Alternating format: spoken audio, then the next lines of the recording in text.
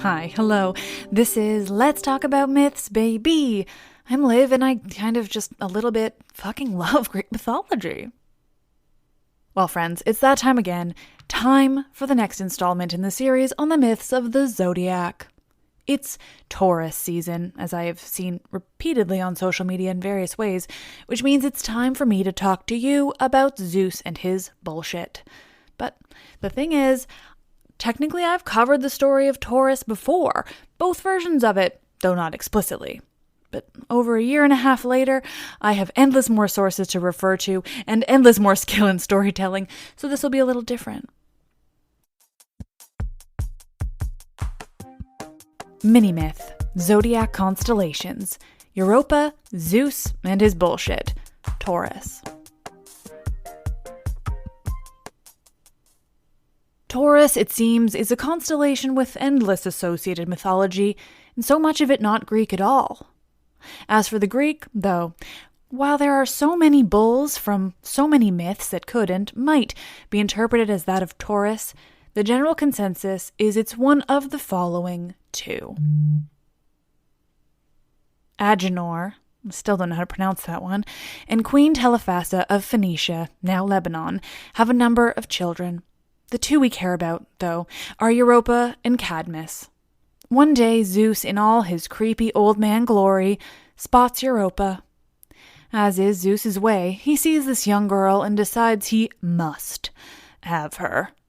Truly, Zeus, you are a predator. Zeus decides he must have Europa, and so he begins to plan how it can happen. The king has cattle, you see, and Zeus does love a good transformation. He decides he will send his own son, Hermes, our favorite trickster and messenger god, to drive the king's cattle toward the beach. Hermes does this. He doesn't ever turn down an order from Zeus. And when the cattle are on the beach where Europa and some of her friends just happen to be spending their day, Zeus joins them. Zeus transforms himself into a white bull, a majestic, stunning, practically glowing in its wonder, white bull. He mingles with the other cattle, but this beautiful white bull stands out. He stands out and he catches the eye of Europa. It's not hard to. Such beautiful white fur in the sparkling sunlight next to the brilliant blue Mediterranean. It's picturesque, damn it. Europa is intrigued by this interesting bull, and she wants to pet him. She leaves her group of friends and cautiously approaches the bull. Now, I don't have any experience with bulls, but honestly, this seems sketchy to me, no matter how pretty and cute he might be. In any event, Europa is ballsy, or perhaps just very naive. She approaches the bull. But he's friendly. He takes her pets, and in his cute bull way, he just encourages her more. The mysterious bull is receptive to her. She begins to play with him. She puts a garland of flowers around his head and gives him lots of nice ear scratches. Europa is so intrigued by this bull, and the bull seems so lovely and docile that she climbs onto his back, letting him walk her down towards the water. But when the bull reaches the water, he doesn't stop like Europa expects. The bull just keeps walking into the water, Europa still clinging to his back, and she starts to worry. The bull wades into the sea until he can't wade anymore, and then he swims.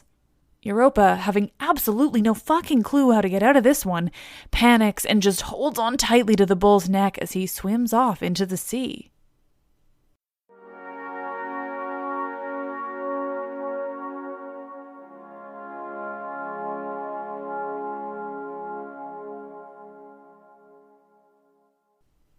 Finally, after hours of swimming, the bull finally finds land, and Europa, if just for a second, feels like she can breathe again. The bull wades ashore with Europa still on his back, on the island of Crete. Once they're on dry land, Europa leaps off the bull, and the bull transforms. Well, not back into Zeus. No, for some creepy reason, in this version, Zeus transforms from a bull into an eagle? And yeah, as an eagle, the myth tells us, he rapes Europa next to a spring. Nice they give us these lovely details, isn't it? Anyway, I just also want to say that so many sources use the word ravish when they mean rape, and it's pretty gross. I guess I understand that you don't want your book of myths to be 60% the word rape, but there should be a better way of sugarcoating it without, sugarcoating it quite like this. So, in the form of an eagle, the logistics for which I will not try to understand, Zeus rapes Europa, and together they have 3 children: Minos, Rhadamanthus, and Sarpedon. These men are not triplets, so we're to believe Zeus and Europa were together at least 3 times, which I mean is something new and different for Zeus, I guess. Rare, he has more than one rando child with a woman, so there you go. Eventually, though, Zeus leaves Europa on Crete, and the bull form he'd taken to kidnap her is placed in the stars as the constellation Taurus, and one of their sons, Minos, grows up to be the king we all know so well, the one who is married to Pasiphae.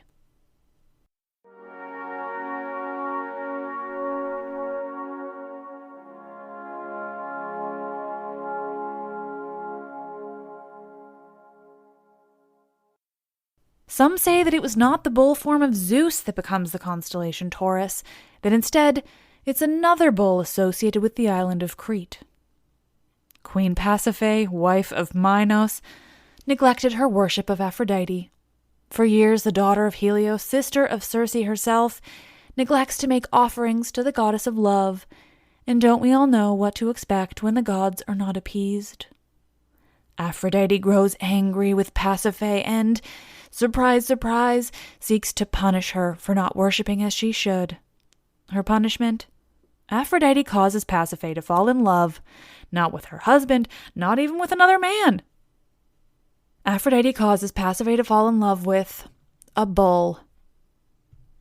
Pasiphae and Minos employ a man named Daedalus, or in some versions, he's their captive more than their employee. Regardless, Pasiphae has the power to instruct the great inventor Daedalus to make her whatever she wants. And because of Aphrodite, Pasiphae wants a means of having sex with the bull she's fallen so hard for. Yes, you heard me. So, on Pasiphae's very bizarre and quite concerning instruction, Daedalus builds her, for lack of a better word, a contraption. He builds a wooden cow. Yes, a wooden cow. It's hollow, you see. Yes, hollow. It's a hollow wooden cow that he covers in real cow skin. Yes, a hollow wooden cow covered in real cow skin, and therefore real cow scent. It's a hollow wooden cow covered in real cow scent that, when finished, Daedalus places strategically in view of the bull Pasiphae loves so dearly. And, well, Pasiphae climbs on in. Pasiphae climbs on in to this hollow wooden cow covered in real cow scent and positions herself in a position? And I mean, how can one describe what Pasiphae intends to do? She fucks the bull while hiding in a hollow wooden cow, and let me tell you, this is one of the reasons I started this podcast, because I just want to talk about instances like this. How did they come up with this idea? Why did they come up with this idea? Were people regularly lusting after bulls? Did they want that in some way? Was this aspirational, or was it viewed as something to be aboard? If it was something to be aboard, why tell such a detailed story? All great questions I would really love answers to.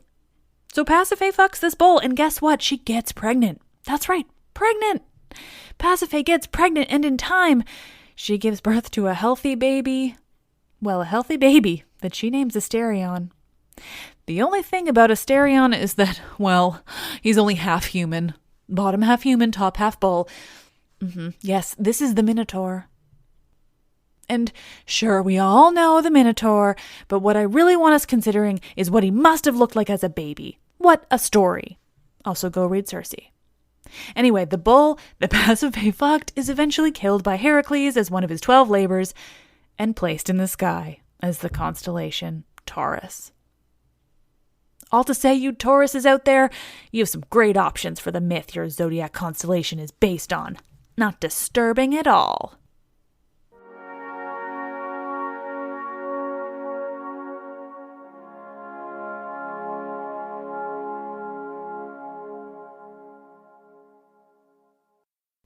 Oh, friends, thanks for listening as we continue on with the myths of the zodiac constellations. Thank you to all who listened to the Lysistrata episode last week. It's so impossible to say what I feel as a woman who supports the right to do whatever the fuck you want with your body, to what I think hearing about the Georgia law and how I would possibly feel if I lived there. I can't imagine. And I think that we should all just be paying a lot of attention and really speaking up. And I'm going to use my platform to do it because what little one I have is going to be used for good. Today's episode comes from varied sources, mostly because I just know the story of Zeus and Europa quite well on my own, but I did read Ovid's telling in the Metamorphoses, as well as Robert Graves' version in his telling of the Greek myths, and also, I don't know I've mentioned it enough. I want you all to know how wonderful and helpful the website theoi.com is. It's an incredible mythological resource, mostly because it tells you countless ancient sources for a myth or a character. It helps me find the sources for stories really often and was really helpful with the Circe episode. So check them out, A+ stuff. Thank you all again. You're all so very wonderful. I am Liv, and I love this shit.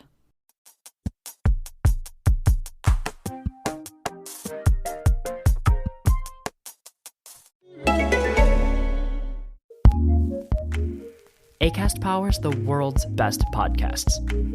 Here's a show that we recommend.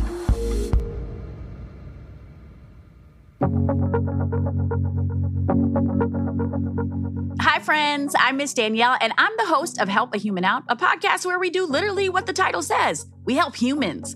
Listen, storytelling saves lives. Talking about the hard, uncomfortable, confusing, taboo things in life is the only way that we can normalize them, like those isms. Sure, these topics are tough to talk about, but growth happens with discomfort. Come get uncomfortable with us and the experts we find to remind you that you are not alone in whatever it is you're going through. You can find Help a Human Out on Acast or wherever it is you get your podcasts. You can also follow us on Instagram at HaHo Podcast. That's at HAHO Podcast. Acast recommends.